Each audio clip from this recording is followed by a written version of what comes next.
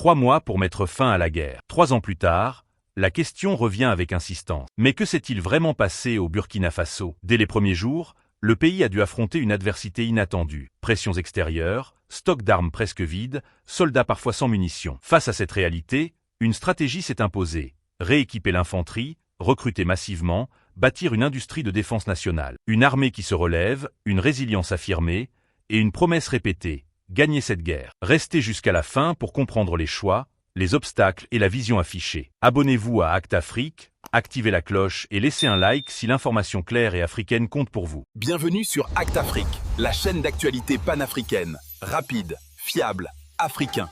Une voix, un continent. Monsieur le Président, avec votre permission, nous recevons donc le premier groupe de journalistes. Il s'agit de Hervé Dapa de la télévision BF1 et Asmao Dao de la télévision C360. Bonsoir, chers confrères. Vous disposez de 20 minutes pour vous entretenir avec le chef de l'État sur les questions relatives à la défense et à la sécurité. Bonsoir, Excellence. Bonsoir. Alors, certains de vos détracteurs vous ramènent régulièrement une phrase, et cette phrase remonte aux premiers instants de votre prise de pouvoir, quand vous disiez que si tout est mis en œuvre, 3 mois suffiraient pour tendre vers la fin de la guerre. Et ces détracteurs disent aujourd'hui que 3 ans plus tard, la guerre n'est pas totalement terminée. Monsieur le Président, ce soir, que leur répondez-vous? D'accord, merci beaucoup. Et merci à tous d'être venus pour cette interview. C'est vrai, c'est ce que nous aurons souhaité, mais les choses n'ont pas été comme on le pense. Et je dis si tout est mis en œuvre. Alors, il y a plusieurs perspectives à mettre en œuvre pour pouvoir atteindre cet objectif dans ce laps de temps. Mais tout n'a pas été mis en œuvre comme on le souhaitait. Primo, l'adversité. Alors, dès que nous sommes arrivés au pouvoir, nous aurons espéré qu'on nous laisse travailler très rapidement et pouvoir avancer. Malheureusement, certaines personnes nous ont approchés et ont voulu que nous allions dans leur sens parce que leur objectif n'était pas que la guerre finisse de sitôt. Je veux parler de certaines forces étrangères qui étaient présentes sur notre sol. On a eu des débats houleux avec des diplomates venus d'ailleurs sur la question, mais personne ne voulait qu'on aille dans le sens de finir cette guerre. Nous l'avons compris à travers les messages. S'il arrivait que des gens viennent jusqu'à nous dire qu'il faut qu'on accepte qu'ils soutiennent les terroristes et nous soutenir également, ça veut dire ce que ça veut dire, c'est une guerre entretenue.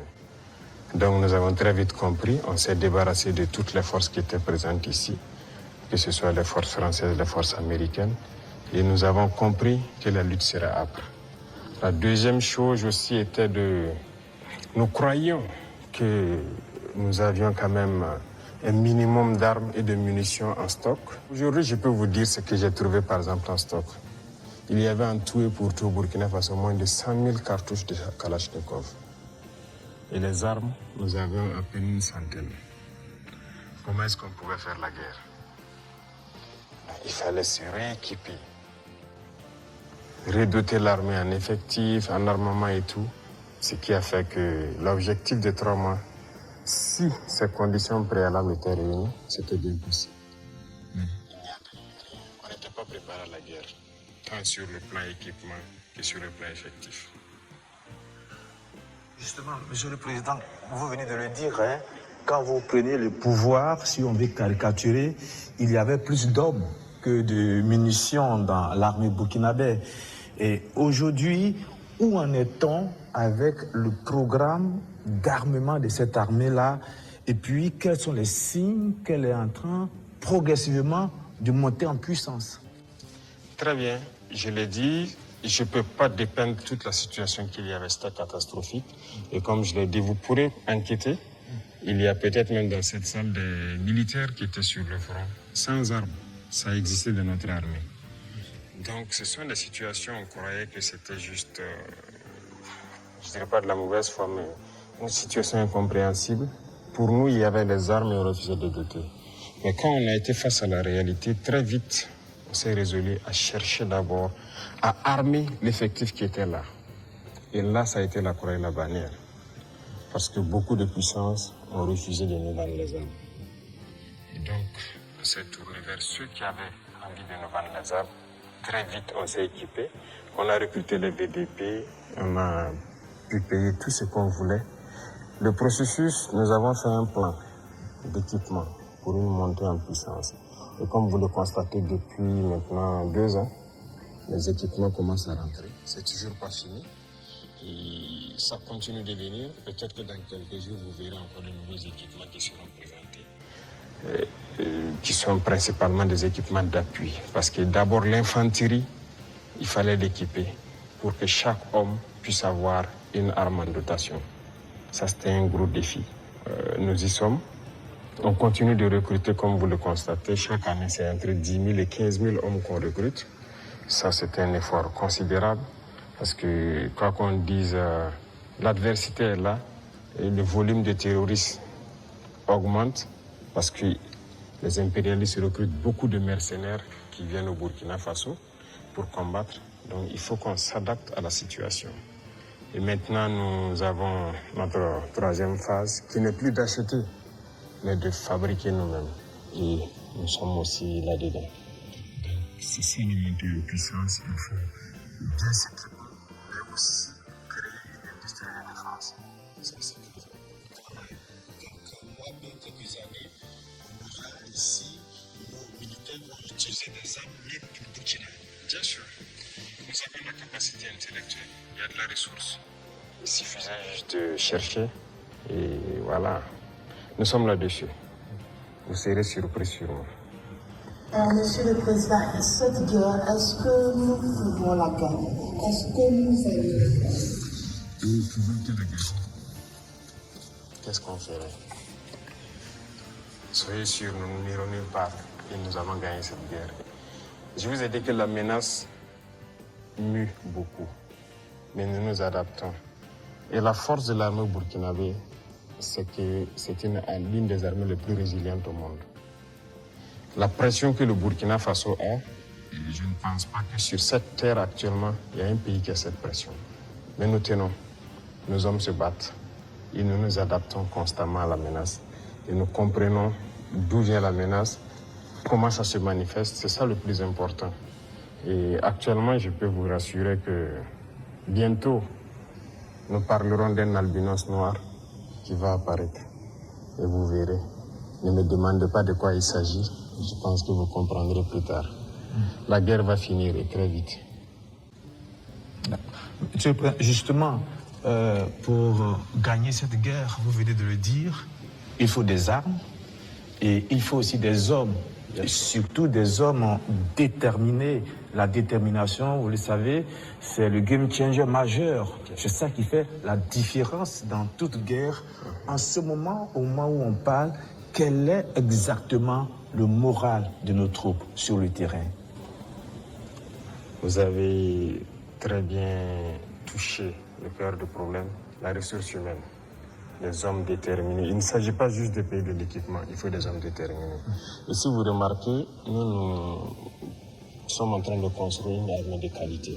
Il n'est pas rare que souvent, lorsqu'on juge qu'un chef d'État ou une unité a failli à sa mission, qu'on les radie et qu'on les poursuive. C'est arrivé plusieurs fois et ça continuera comme ça. Si vous êtes engagé pour être militaire, vous devez accomplir la mission parce que la mission est sacrée pour nous. Et l'autre chose, c'est que malgré la pression, malgré les défis, les hommes continuent de se battre et ils sont très résilients. Si aujourd'hui vous attrapez un soldat burkinabé et le demandez, est-ce que vous voulez que d'autres personnes viennent se battre à votre place ou viennent vous aider, ils vous diront jamais. Ils préfèrent mourir. C'est à ce niveau que vous jaugez leur morale.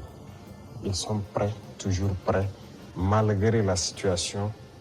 Peu importe la bataille qu'on perdra, on va toujours maintenir le terrain. C'est ça qui est très important dans le mental des soldats. Donc, le moral est au top. Les gens n'espéraient pas être à ce niveau d'équipement, ils y sont. Donc, ils se donnent à fond. Et moi, je ne peux que féliciter et remercier tous ceux qui se battent. C'est très important. Alors, Monsieur le Président, dans votre argumentaire, vous parlez d'une guerre qui prend différentes formes, qui mue. On se pose toujours cette question 10 ans après, qui attaque le Burkina Faso? Ce n'est pas du terrorisme seulement. C'est une guerre pour s'accaparer de nos richesses et nous empêcher de nous développer. Je l'ai une fois développé lors d'un discours, je pense.